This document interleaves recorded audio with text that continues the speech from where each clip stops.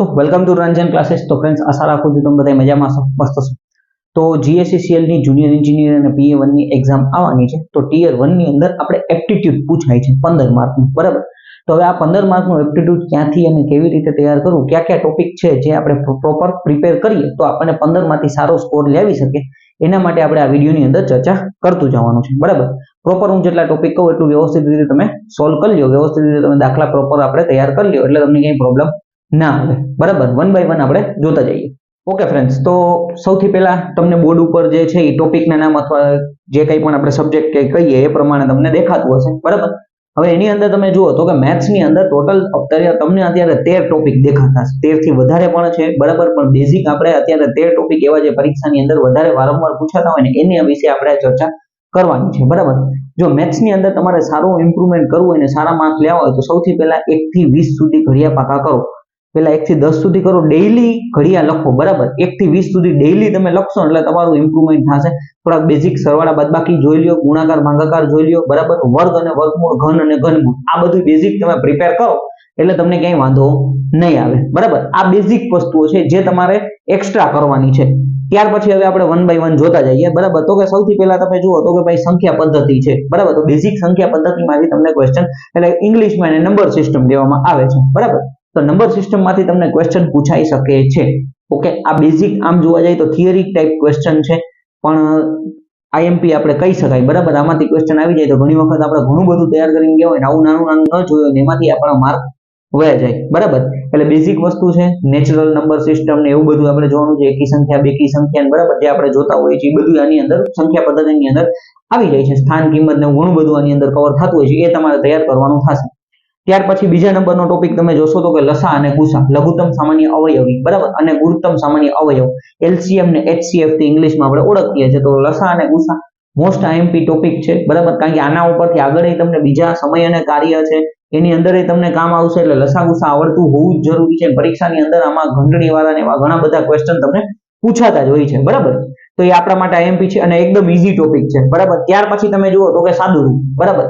એટલે એને આપણે સિમ્પ્લિફિકેશન કહેવામાં આવે છે, આ બોર્ડમાં નિયમ, બરાબર, અથવા આપણે ગુજરાતીમાં જેને ભાગુ સભા ભાગાકાર ગુણાકાર સરવાળા બાદબાકી કે ઓળખવામાં આવે છે એવા ક્વેશ્ચન તમને આની અંદર પૂછાઈ શકે છે, જે સિમ્પ્લિફિકેશન ના હોય છે।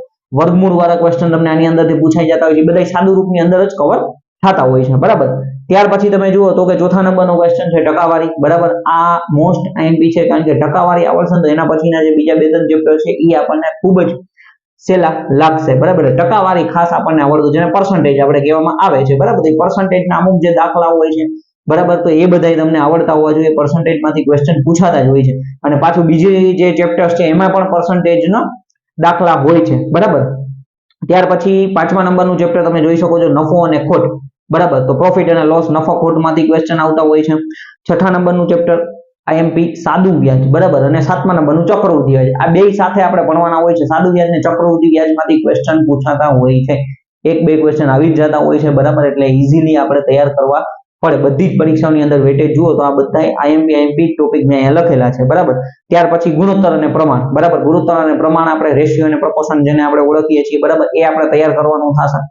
પછી સરેરાશ, બરાબર, નવમા નંબરનું આપણે તમને સરેરાશ, બરાબર, એની અંદર મધ્યક મધ્યસ્થ બહુલક એ આવી જતું હોય છે, સરેરાશ છે।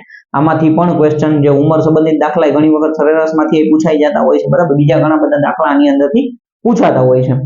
પછી 10મા નંબરનો ટોપિક છે સમય અને કાર્ય, કાઉન્સની અંદર નળ અને ટાંકી, આ બે એકની સાથે જ છે, બરાબર। સમય અને કાર્ય છે, બરાબર, નળ અને ટાંકી છે। પછી આ સમય કાર્યની અંદર જ વળતર ને ભાગીદારી બધું આની અંદર જ આવી જાય, બરાબર।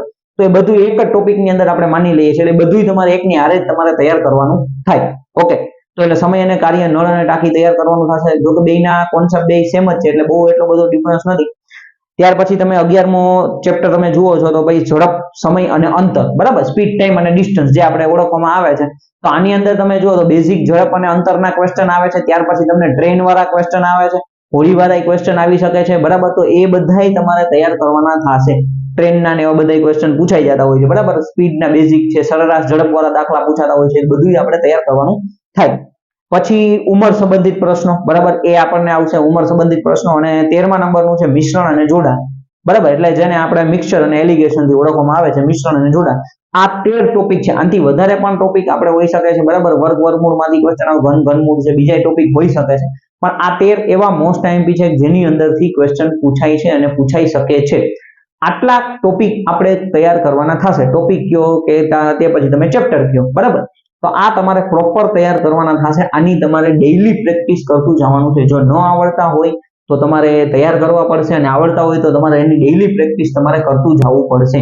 તો જ તમને બેસ્ટ વસ્તુ છે કે આમાંથી તમે સારામાં સારો સ્કોર લાવી શકશો, બરાબર.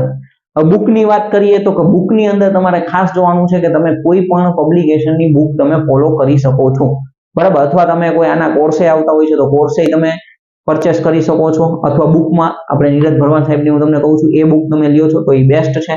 અથવા તમે લિબર્ટી પબ્લિકેશન છે, યુવા ઉપનિષદ પબ્લિકેશન છે, બરાબર, હોલ્ડિંગ બોક્સની કોઈ પણ બુકની તમે લઈ શકો છો, બરાબર. તમારી અનુકૂળ, તમારી પાસે જે બુક હોય અથવા તમે કોઈ ક્લાસીસ જોઈન કરેલા હોય એનું તમારી પાસે મટીરિયલ હોય તો પણ તમને ત્યાંથી બેનિફિટ થઈ શકે છે, બરાબર.